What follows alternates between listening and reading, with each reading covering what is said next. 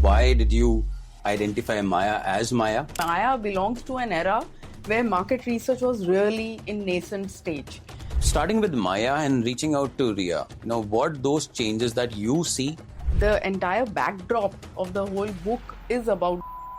आपने ये पांचों females ही क्यों choose करी? Why did not you choose something else? The key decision maker in the house is a woman. So Maya and Ria are coexisting in many organizations. What has been lost? Most of the clients are living in a very VUCA world. The focus of us as researchers and focus of clients is on the verbal responses. Writing this book, how has your own definition of understanding people changed? One research disaster you'll never forget.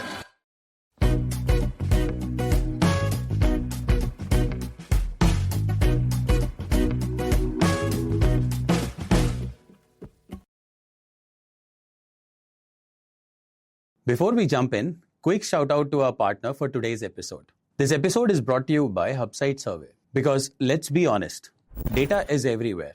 But real understanding, that's rare. HubSite helps brands go beyond numbers, combining qualitative depth with quantitative scale to answer not just what's happening, but why it matters. From interviews and focus groups to global surveys, they run the entire research process end to end. And they don't cut corners. With strict data protection, GDPR compliance, and global research standards, every insight is built on trust. That fits perfectly with our today's conversation. Because as research gets faster and more automated, the real challenge is staying connected to real people. HubSite Survey. Real voices, real insights, real growth. Check them out at hubsitesurvey.com. Now, let's get into it.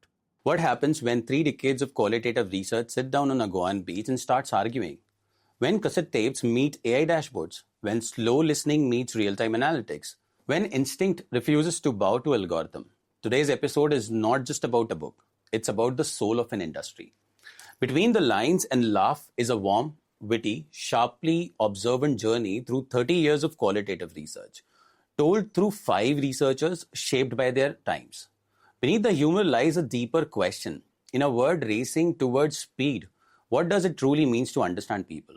And to unpack that question, I'm joined by 2 incredible, extraordinary storytellers of our craft. Ashwini, a research specialist with 30 years in the industry, known for her deep work in culture, behavior, change, and generational understanding. A best storyteller award winner at GKA MRSI, and someone who has shaped insights across Ipsos, Sinovate, Market Probe, ORG-Mark, and now RSB Insights. And then I have Gitika Singh, 25 years of decoding human stories. Behavioral changes practitioner, leadership coach, auto expert, certified independent director, and bestseller author. From JFK to TNS to Ipsos India, and now co-creating narratives that bridge instinct and intelligence. Today, we go beyond the books, so we go between the lines. Welcome, Gitika and Ashwini. Thank you so much. Gitika, I read the book and it was like amazing. I mean, since we are into digital personas, I felt very close to the book because you actually decoded different eras altogether. So I'll start with you, Gitika. What was the whole story behind starting this book? Oh, so it's been almost 8-10 years that I always felt, that this craft deserved to be heard by beyond market researchers.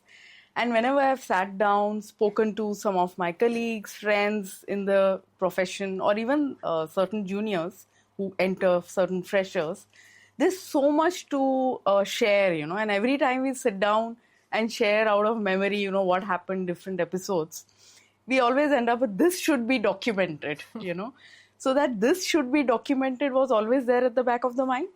But so somehow the idea always there was an incubation which was happening, and it finally happened. And Ashwini, I was actually reading the book again. Ye Goan beach wala jo concept that you brought into the book, of course, the first page itself looks like it's books. It's a book not for almost every MR word, but children can also read it. It's so simple to understand, and it comes with a story and that wittiness into it. So ye Goan beach, where did it come from? And then all of a sudden, Ashwini, this is again for you, कि ये जो evolution था qualitative का, and with respect to you both actually thought about कि यार हम हर era को इसको break करेंगे. How this whole idea actually came up on the first stage? So Goa, because of course it's a favorite destination for everybody, and we end up having a lot of MR conferences in Goa, right? So somehow, there was no debate when it came to the destination, and we zeroed in on that right in the beginning. And 5 eras, again, we debated quite a bit, between the two of us. Should it be 4? Should it be 3? Should it be 6? And then we thought of, distinct eras which are there from the time we started working in market research, which was in the 1990s to today.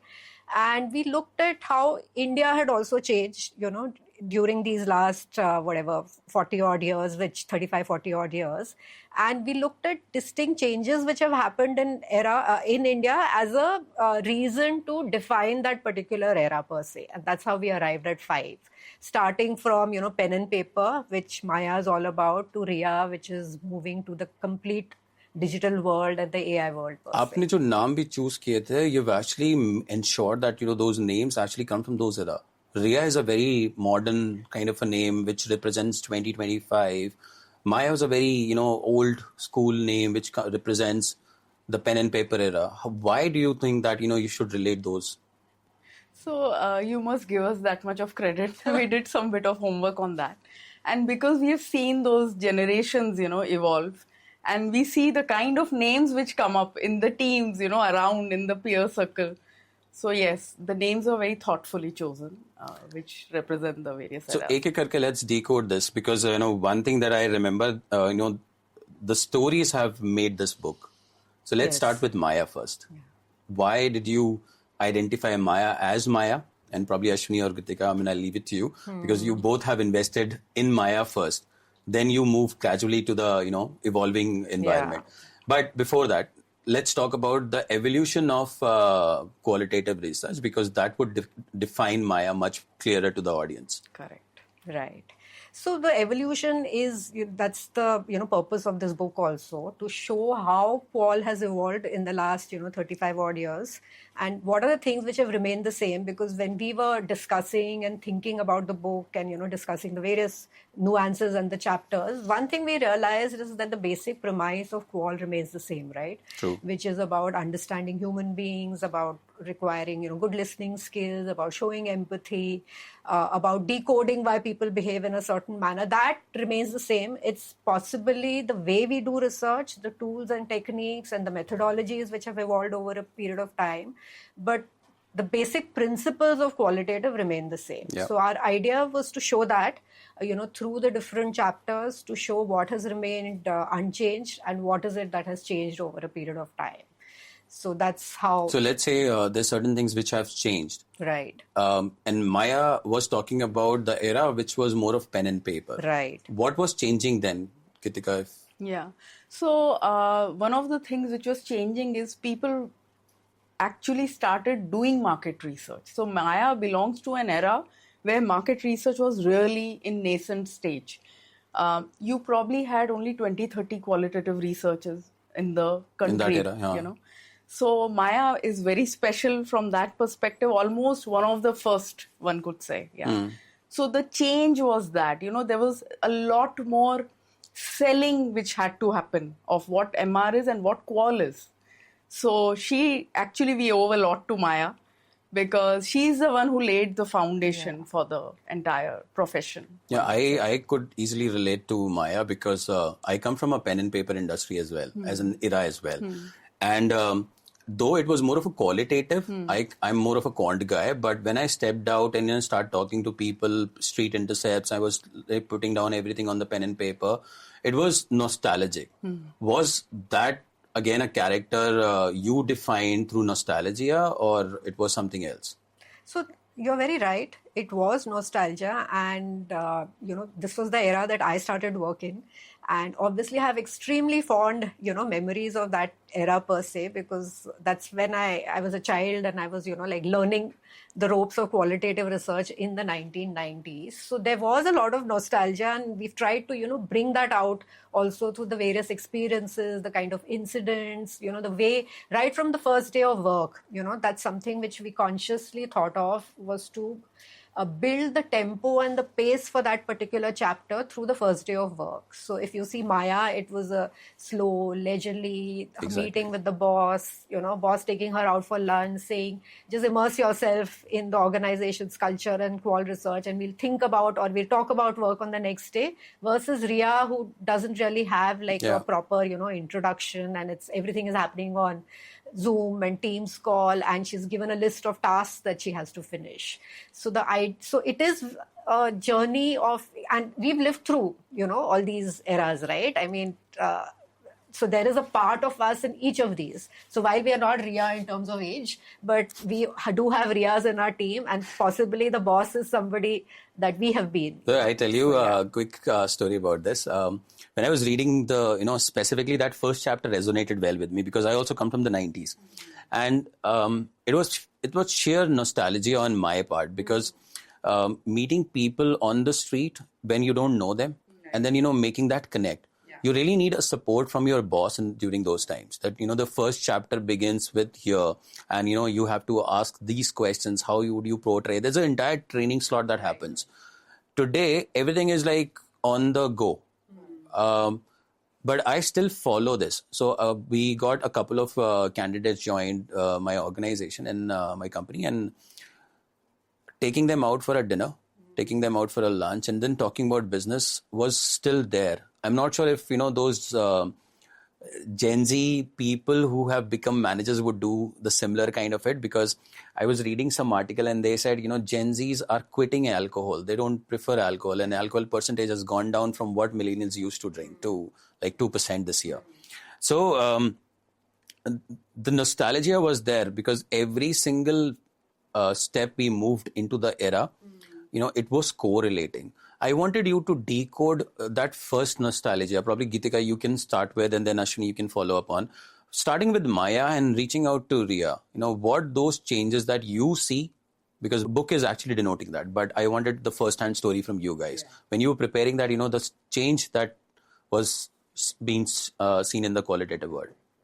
So you very nicely pointed out this entire shift which was happening. And yes, the entire backdrop of the whole book is about this shift, right? And how it has impacted the life of a researcher, a qualitative researcher.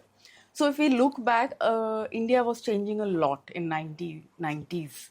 That's when liberalization happened. And that's when a lot of companies came in. And that's when MR picked up. That's when advertising picked up like how. So that was the era which defined. However, we did not have so much internet. We did not have Googles. We did not have mobile phones. Life was easier. And yeah, it was easier. But today, while coming to the studio, I was thinking, imagine no Google Maps, no phones. And you're trying to figure out. We did figure out. Exactly. We would have stopped on the way and asked people, Exactly. Correct. So here, you just sat back, put your, immerse yourself into music and enjoy, because somebody will take you, right? Of it, yeah. So that was one era. However, there was a lot of learning which was happening, right? People were very open. There was a lot of scope to make mistakes. Yes. Which is much lesser now. I think that's one of the very big shift. Today, you have to do things first time right. It wasn't that way. People were more forgiving, if one could say. True. And as you move to Sonal, she started experiencing mobile phones, and I belong to Sonal's era. I started work in 2000. So there was mobile phones, right? You also, while you paid a bomb to even pay for an incoming call initially. Yeah. But yeah, that's something which was happening. There was a lot in terms of technology, in terms of internet. We could Google things and find out, although Google was not very prevalent then, it was more Ask Jeeves or things like that. But so that was something which Sonal benefited from. Yeah, she could plan things in advance. Although communication, though mobile was entering, was not very prevalent. I remember those days when I would actually call up my boss. कि आज का field work ये अच्छे से हो गया और ये बाकी है और क्लाइंट इस बात पे बहुत खुश हो और ये चीज रह गई. I know. So that was a big high. The end of the day calling and almost kind of updating, which nobody does now because it's not needed, because there's so much predictability. Yeah. That era did not have predictability. There was so much uncertainty those days that you don't know what time you would reach. You don't know how many respondents would be there. The entire back checking, the entire preparation work was very different, right, as compared to what it is now.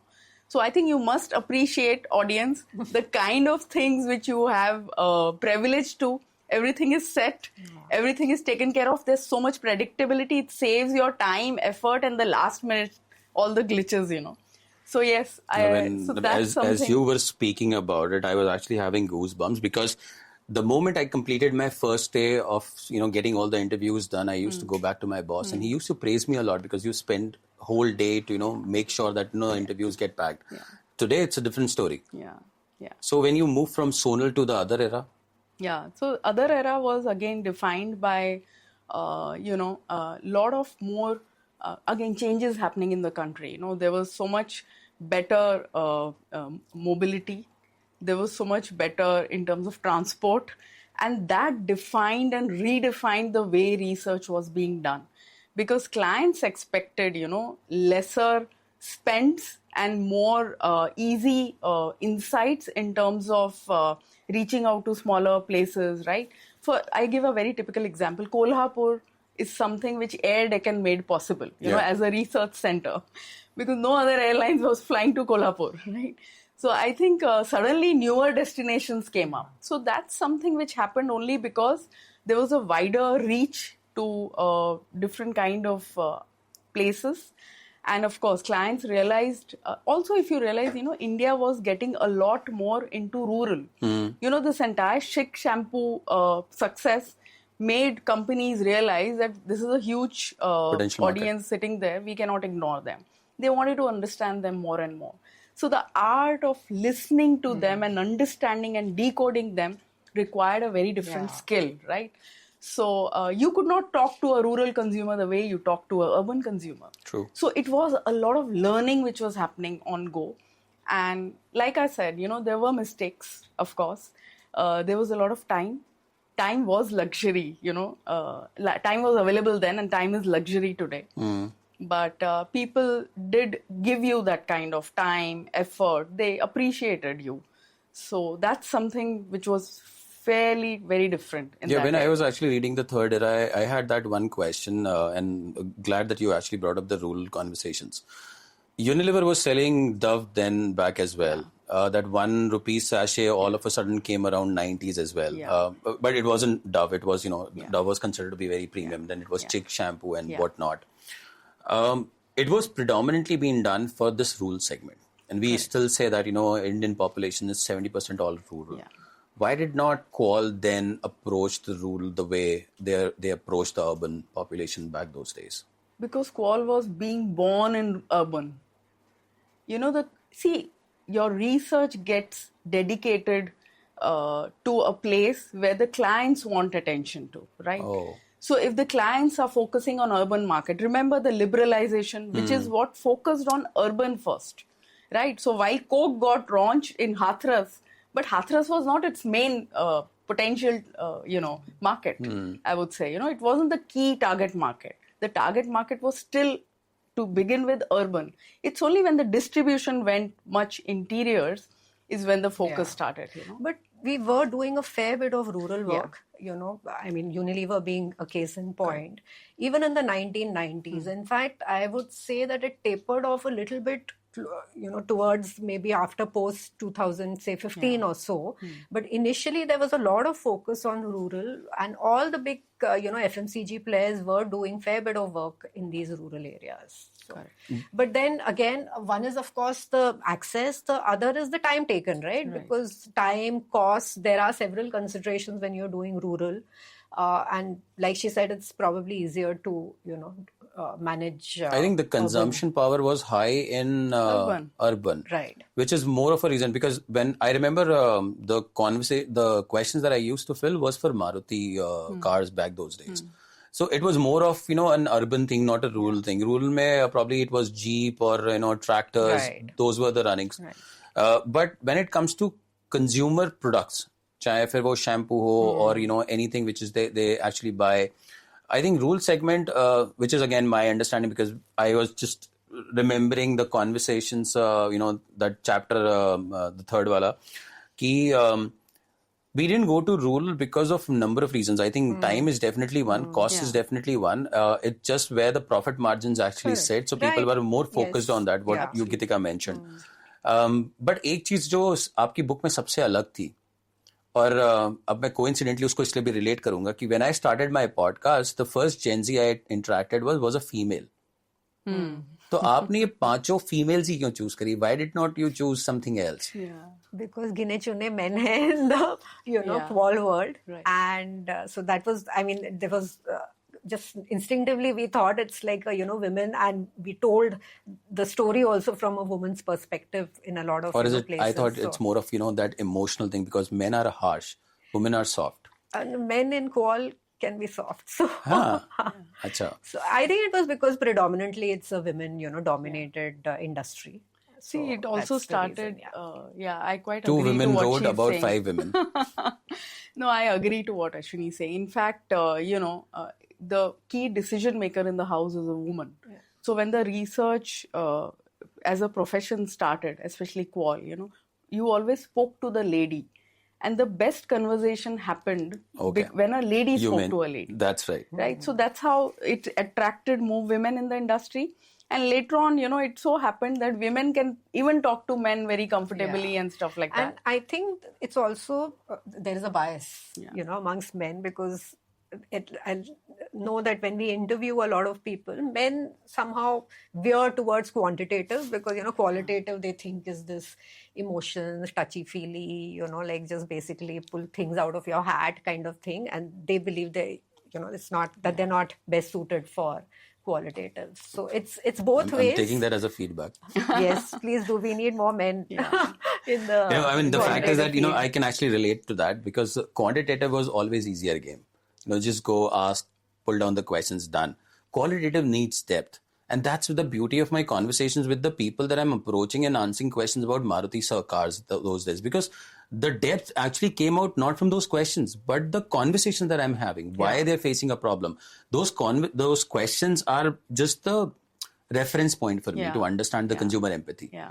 And that's what I, at this age when I started the podcast, that's what I'm trying to do, because I generally don't wanted to keep the questions as scripted, and Right. जब आपने पूछा कि क्या मैं answers करूं, तो मैंने कहा नहीं, I don't need those answers. I really wanted to decode, where we are actually heading into this whole storyline.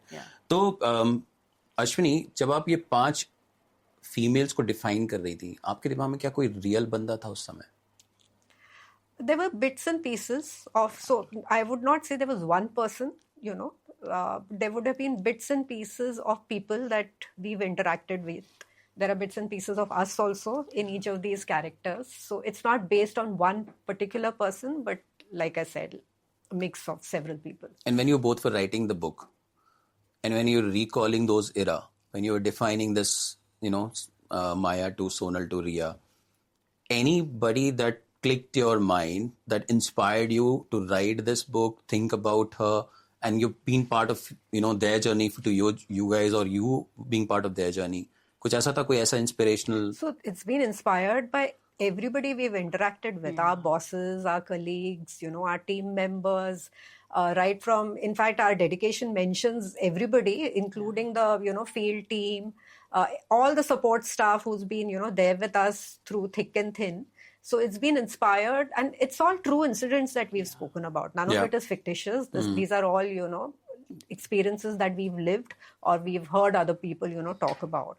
So it's inspired by all folks in the I was MR actually industry, thinking probably, including competitions. Okay. So I thought, there's certain people that gives you a kick when you actually, learn from them. So probably your bosses, somebody. So I was able to, gauge and imagine that who could these people be. But it was more like a complete feminine package. Everybody, female. So the first question, which I already asked, the second was to understand, why. Was this only the real people that inspired you? Ki yaar, haan, wo meri ex-boss thi, the way she used to talk, something like. So I'll tell you, in my case, when I entered, there was certain imagery of a qual researcher, and which is exactly what Maya is all about, which is, a sari-clad lady, very authoritative, yet very patient in listening, lot of empathy, Yet when she spoke in the presentation during the meetings, there was a lot of silence from the other end. People would listen to what she says. And so it is not like one person, as Ashwini said, it is the era. You know, it was a bunch of people then and bunch of people in 2000s and the bunch of people today. You look at the Gen Z, and we've tried to create a persona of a Gen Z there who are a part of our teams, you know, whom we interact with day in, day out, including our clients. So not one person, honestly. And we've, received interesting feedback from the readers, because some of them have called and said, you are X, right? I mean, I'm not going to name the person, but or, that X person is based on Y, somebody who's working in this. So everybody is, they were relating to the book Yes. personas, of course. book personas and relating it to people who are there in the MR. So I don't know any of them. I was just reading the persona that you created for, the tape recorder era to the Gen Z era. And I was able to relate that, even, your preface says that these are real stories. Right. So it became easier for me to actually, think of or imagine, how Maya would look those days. Yeah. Considering that we moved from instinct to algorithm, Maya from being a tape recorder to, I think, Ria, the AI era, and people are still debating, and these guys still exist. Yeah. How do you see the combination if they both go together to an interview or the qualitative interview that they're going to take? How would that, picture would look like? So I'll put it this way. Like I say, with time, you have to evolve, So Maya has also evolved. She tries to connect better with Ria, the best she can. So, and she appreciates, there has been a gap and a lot of water has flown since the time she entered to the time Ria has entered, So yes, she may not be completely out there, and there could be certain philosophical differences. But like Ashwini said in the beginning, qualitative principles remain the same. There is an art of listening, there is an art of questioning, and there is an art of empathy which needs to be put into practice. Having said that, the way things are seen, heard, and then synthesized could vary when it comes to Maya. The reliance on, say, AI tools may not be completely out there for Maya as compared to Ria. Maybe that becomes a starting point. AI tools could be a starting point for Ria, whereas Maya would still prefer कि मैं एक बार देख लेती हूँ क्या हुआ. I want to go through the videos. May not be transcripts, but videos, before I actually rely on AI. So that difference will exist. Just to add, I think they coexist, right? Even in any organization that you look at, there are people with 30 years of experience and there are people with, 2 or 3 years of experience. So Maya and Ria are coexisting in many organizations. And it's a give and take. They each, I think, sort of understand what Maya's bringing to the table and what Ria's bringing to the table. So Maya appreciates Ria for some of the skills, which is, her AI, her maybe the way she's crafting a presentation in terms of the look and feel, because, Maya's style could be a little bit different, or the fact that she's able to understand AI much better. And Ria appreciates Maya for the fact that she's got so many years of experience. She's able to cull out insights. She's able to maybe, have a certain process and system to the way in which insights need to be arrived at. So there is mutual appreciation to a certain extent, and they're coexisting. Yeah. There will always be some conflict which will be there, but that's part of life. I was not thinking about any conflict as such. I was actually thinking about Maya comes with an experience where listening was very important. Right. I think Gen Zs do listen, but they validate every listening. Whereas, era of Maya and us, we never used to validate it. We used to, consume everything and then started to look into what is relevant and what is not. Yeah. Every single sentence which goes out now, I think there are people who would probably judge on every single sentences. कि अब आपने ये बोला तो आप इस तरह के होंगे, जबकि हमारे टाइम पे हम पूरा सुनते थे कि उसके बाद हम जजमेंट लेते थे. ये कॉन्फ्लिक्ट तो रहता ही है. I think this is not going. I think this is more of a personal attribute that और character that comes along with it. But when it comes to understanding from instinct to algorithm, combining the two different units together, what has been there, we already got to know from you, what has been lost? Interesting. So, some bit of the fact that everything is not said you know, that's very important to understand, which is reading between the lines. And that's the title of our book, you know, Between the Lines. So that's something which I won't say has been lost, but to seek evidence for everything and not believe unless someone has said it. You need to take that leap of faith, and you need to have experience to understand where to take that leap of faith.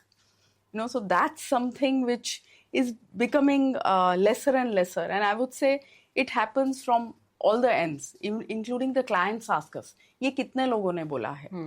You know, so that's a very big dilemma which we always face. Qualitative is not about कितने लोग. It's about Exactly. क्या शायद नहीं भी कहा, but सोचा, या that's the intent. Yeah, so that's something which needs to be respected and valued a lot. Yeah, I mean, whenever I speak with a lot of my fellow colleagues in the MR world, I mean, for past 2 years, I've been advocating qualitative research somehow because of the podcast or what. But I tell them, and you actually cited this very well. I tell them that, you know, there are different C's. You either can count those C's, or you can see the deepness of that sea, which you will choose per se. So it could be an Indian Ocean, it could be any other ocean. But the more you go deep into it, which is why we always validate quantitative with the qualitative. Right. It has never been about the number. I completely agree with that. But as this industry is moving from, you know, being slow to almost like AI driven, और probably, you know, हम listening को भी उतना preference दे रहे हैं, plus हम dashboards भी देख रहे हैं. There's still few things which are not, you know, going as it should go. I mean, I'm trying to make a controversial thing without saying that it's a controversy. When brands actually look into the, you know, qualitative part, because they generally validate it, what do they actually look versus what they don't see what qualitative can bring onto the table? So one of the things which qualitative research can actually do is bring to life what exists in market out there, be it in households, be it in shops, be it in modern trade, be it in consumers' mind. So now that's something which comes, of course, with experience and with the craft, right? So the clients sometimes don't appreciate enough of giving time to recreate that, you know, the entire experience, right? Many a times discussions are limited to time or in the boundaries of focus group discussions, whereas there's a lot more which is happening outside, you know, in the real world. So it's called ethnography, for example, you know, going and studying and understanding and observing. So that needs to be, but that needs time, and that needs a lot of chewing on to what you're observing, you know, analyzing on the go and taking forward. Exactly. So I think that's something which is... Yeah, ethnography, exploration, the initial stages of, you know, initiation of any brand, which is, you know, the overall understanding of people, the category, the context, the culture in which that brand operates. I think that is getting a little, you know, limited now. Focus is more on diagnosis. Problem hai, to help me understand why there's a problem. Or like you said, it's becoming like quant, you know, and help me understand why something is happening in quant.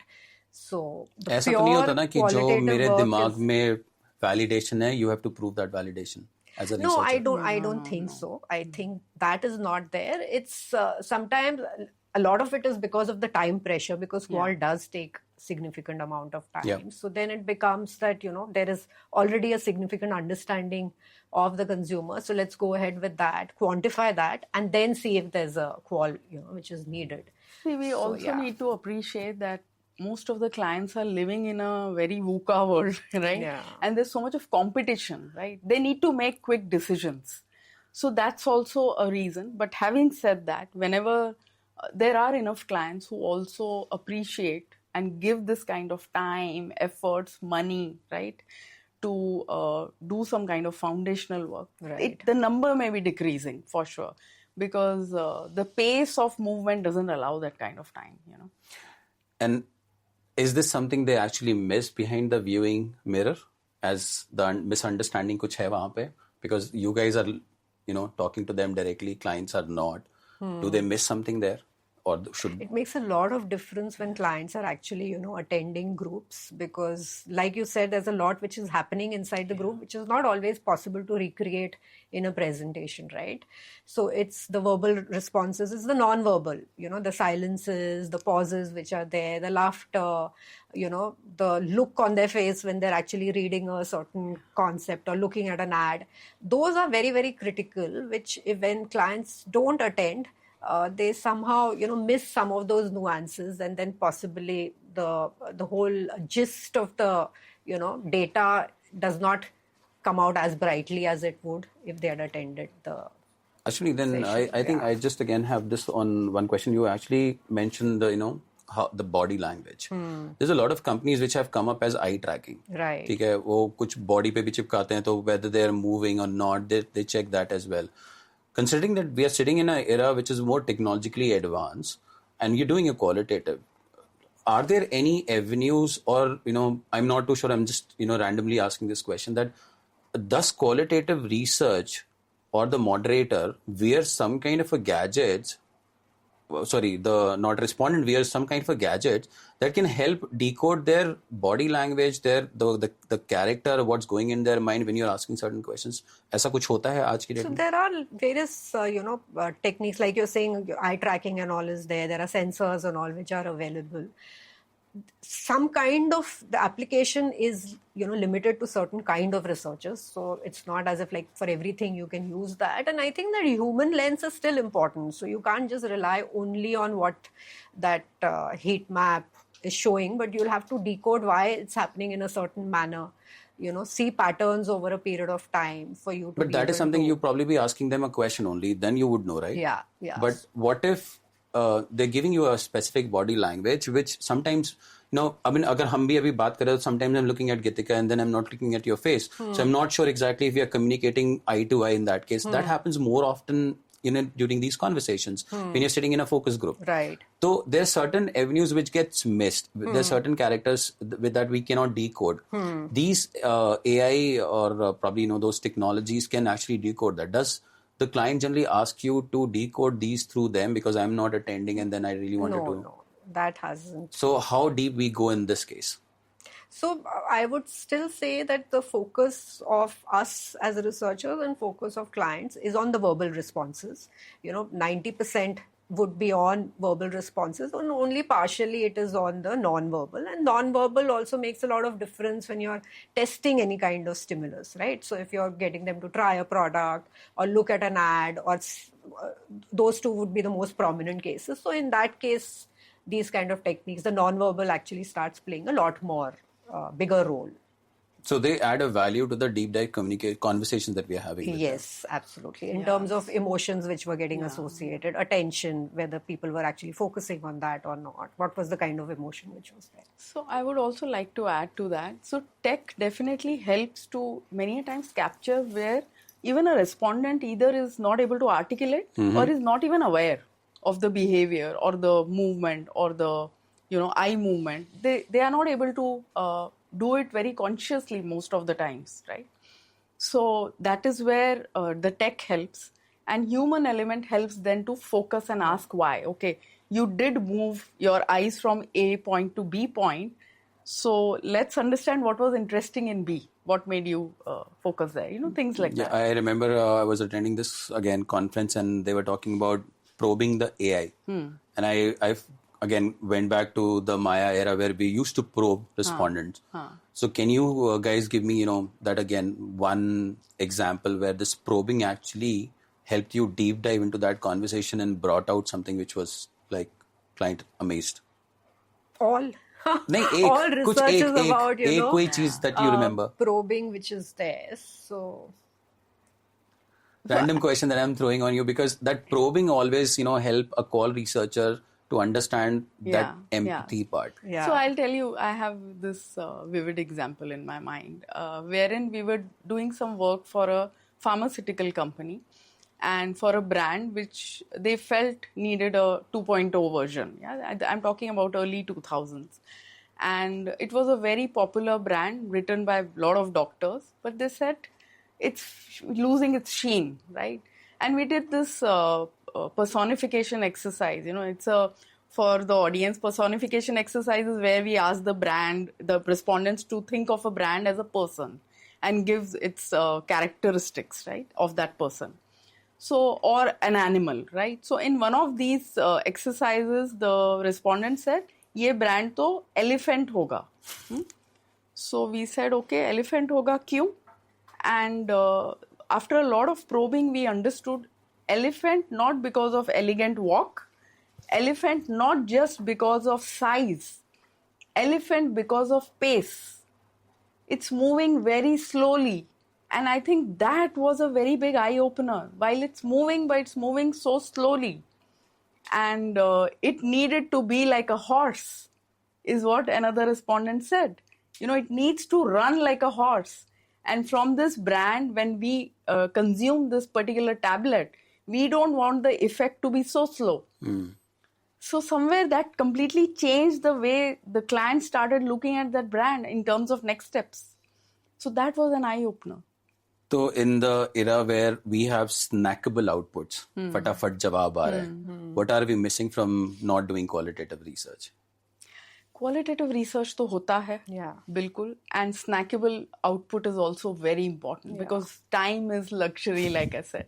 Nobody has time to sit down and go through 2 hours of 120 slides, So it is very important. Yeah. And just to add, I think there's a misconception that something which is snackable is not deep. Yeah. That something which is snackable is superficial and, just surface level kind of stuff. That is not true, right? Now, if you look at the food industry, there are snacks which are full of all kinds of ingredients and super healthy, right? So a snackable content can also be very sharp, insightful. So it's just that it's... like she said, instead of 120 slides, it's been, put down into 12 slides. But all the key insights and its implications are there. So for everyone out there, you need to understand the kind of efforts which goes behind to bring out those snackable insights. Yeah. So it does retain depth. Tougher. Yeah. Because when clients tell us that, okay, we need like a 30 slider, we all initially used to say, "Arey, ye kya? 30 slide, so then it's going to be easy." It's tougher because, it's easier for us to put down all the data in 120 slides than to think of, okay, what is the crux and what are the main things that I want to tell the client in, sharp, say 15, 20 slide. And for me, snackable output is something that I'm presenting one pager about my company financials. Just one page about my company financials when I'm pitching for investment. That is a snackable content. But when it comes to qualitative, which we actually validate a big quant with small portions of deep dive insights, for me, snackable content is good. And now I understood, so I would probably echo that. But I still believe, deep diving with a consumer to know much better about what can my product, improve to, is always good than a snackable. Absolutely. You're completely right on that. So we do have different methodologies, right? For example, there's something called Consumer Connects, which we do, right? Which gives a window for the client to actually the brand manager to go out there, interact, observe, and see what is happening in the life of a consumer, right? So that's a separate thing.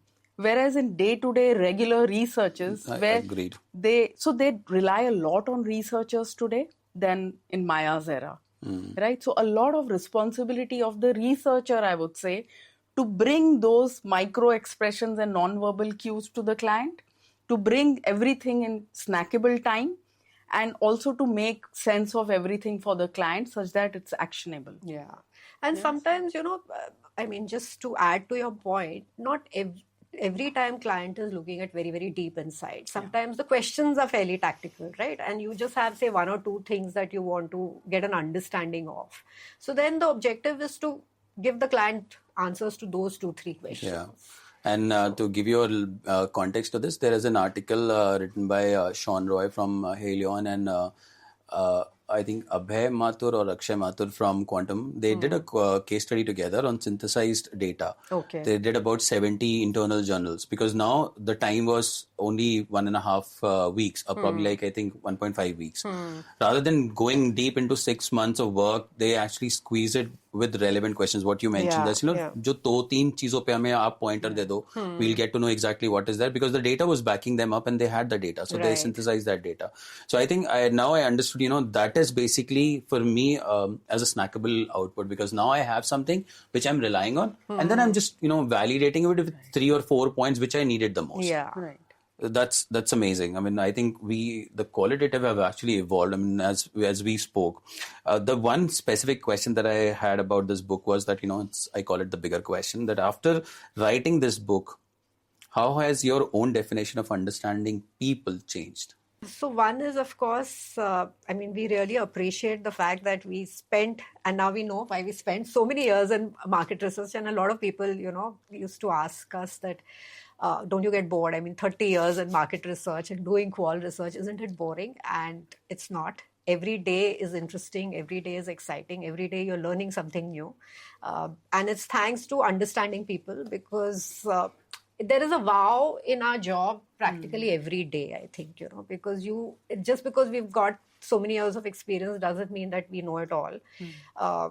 Work is throwing challenges at us in terms of new methodologies, in terms of, like I think Geetika also mentioned that initially consumers also had time. Now consumers also have very limited, time that they give us. Now, how do we get the best of understanding people within that limited time which is available to us? How do we make the best of understanding people in terms of reporting, findings to the client within a few days of finishing fieldwork? So I think the way understanding people, has progressed. It has redefined itself a little bit over the last so many, decades that we've been working. But the basic premise of empathy, listening, trying to see what is new is something which stands true even today. Yeah. I quite agree. In fact, this entire understanding of people is so gratifying. You not only see the change, that the way people have changed, the way India is changing, it's very gratifying. You also get to learn a lot about different categories. In fact, that's one of the best things which as a profession we have. We never get bored, because you are like, my earlier boss used to say, we do work from engine oil to cooking oil, everything. So every day is a new category, right? And the category which you have done in early 2000 or 1990s, and now how it has evolved. For a small example of how truckers used to be in early 2000 or 90s, and now how they are. Jio has really changed the way they consume data, the way they look at YouTube shorts and stuff, and the way they are well, updated with latest things. Thank you so much. I think we just read between the lines from the two beautiful ladies sitting next to me. There's a lot to talk about in the story as such, but we would not end it here, Ashwini and Geetika. There's something which we really wanted you to answer in just one word. Let's not deep dive. Let's say one word for each decade in qualitative research. So starting with the first one. Yes, one word. So was Maya. Maya was, I would say, slow. Slow in a positive manner. Yes, of course. Yeah. Geetika, what do you think? For Maya, it's she had the time and forgiveness around to make mistakes and learn. Then Sonal? Sonal was adaptive, primarily because, a lot of changes were happening around her, whether it was in terms of a little bit of technology, phones coming in, the way people were traveling, liberalization and all the new brands. And so she was very adaptive. And Geetika, for Gen Z, Ria? Oh, she's completely bold and very open to learning and very quick. One word for you guys, separately, paper transcripts or AI summarizers? I can't say a mix of both, no? Okay. First paper, followed by a little bit of AI summaries. So I would say AI summaries on their own are useless unless you have actually gone through a little bit of, first-hand feel or through videos and stuff. So you can't totally rely on them. Whereas on transcripts, you could rely on. True. Because it's as good as, going through the whole thing again. True. One research disaster you'll never forget. Okay, so this was, I don't know whether I should be saying this on camera, but yeah. So once we ended up going to the wrong center, because there was the same center was there in 2 states, and without cross-checking, we just assumed कि Bilaspur is the Bilaspur, which is wherever it was. And when we went there and we realized that the client had actually reached the other center or was planning to reach the other center. So it was a big disaster. So obviously we learned that, you need to clarify all these things with the client and not assume just because you know of one place that that's the state that they are referring to. Yeah. So It's always the technical glitch, I would say. In earlier times, the floppies won't work. Yeah. And now somewhere the internet doesn't work, sometimes. So one research disaster I will never forget is I was given a task to interview 1,000 people in France and 1,000 people in Germany. And that was entirely the SAS model that I have to work upon. What I did was I pasted the French invite to German and German invite to French. And there was 0 completes next day. So I remember that was my failure. Moderator instinct or structured framework? So when you say structured framework, this is for the discussion guide? Yes, or discussion guide. The entire discussion guide. Again, it's not an either or really, but there needs to be a structured framework. And so I would say structured framework is quite important. I agree. Unless you have a framework in place. So instinct doesn't always, it becomes very person-led, Yeah. And clients sometimes don't appreciate. And even I would, in fact, say that instinct comes only at the end, Once need there the is a decision between A and B, and A and B are both equal, and then there is a little bit of instinct, but you can't do moderation or base research on instinct. No, it can't. Got it. I feel this is what will work, it won't work. So long brief dinners or 20-minute Zoom wrap-ups? I think the long deep.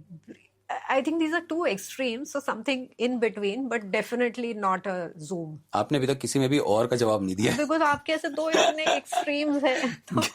If I have to choose one, it would be 20 minutes wrap-ups because nobody has time today. Yeah, that's true.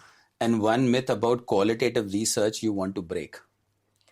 So I think one myth is that it is all very, like you said, instinct and, depending on the person, and it doesn't really is not always based or backed by data.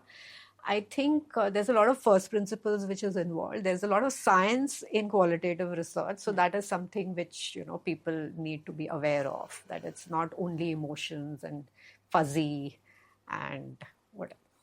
So. I would like to definitely let the viewers and everyone know that qual can stand on its own. It's not always dependent on quant. And qual is not just about adding verbatims to the presentation. It's a lot more.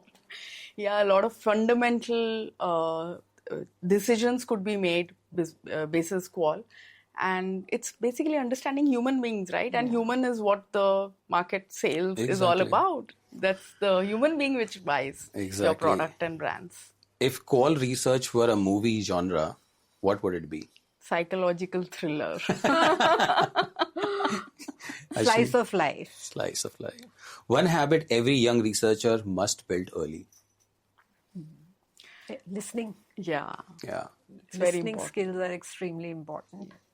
Earlier researchers we were trained to let there be pauses. Yes. Now it's very difficult to let the consumer or even the researcher to pause, because pauses bring in a lot of thought and then you start putting it forth, right, as a respondent. I agree. So that patience needs to be there to let the pause be. It's okay to be listen, pause and have patience. Yeah. Beautiful.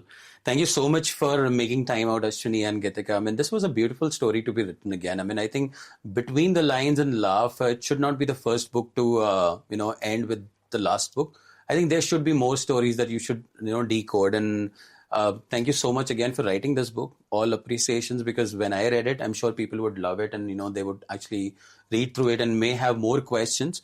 And I'm encouraging them to, actually, when they see this episode live, they should actually, point out some questions about qualitative research that. That will be great, yeah. And Yes. thanks so much, Ankesh, for giving us this opportunity Yeah, to be on thank the you show. so Yeah. much. This Thank was you so much. wonderful. And for the audience, would like to highlight the intent of writing the book was to let people out know that research as a profession is extremely gratifying.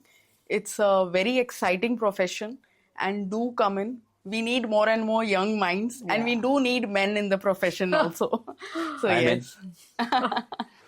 So what I'm taking away from this conversation is very simple. Tools will keep changing, formats will keep shrinking, AI will keep accelerating. But the heart of the qualitative research has never been about speed. It's been about curiosity, listening, interpretation, and empathy. Through Maya, Sonal, Aisha, Priya, Ria, this book reminds us that every era believes it is the most advanced, yet every era still depends on one thing: the ability to be truly their own people. And to everyone listening, the next time you look at the theme, a quote, or a dashboard, pause for a moment. There's always a human story between the lines. So next time, keep your curiosity going, and learn from how human tendency changes, how human behave, and of course, read this book definitely. We'll meet you next time. Thank you so much. Thank you. you.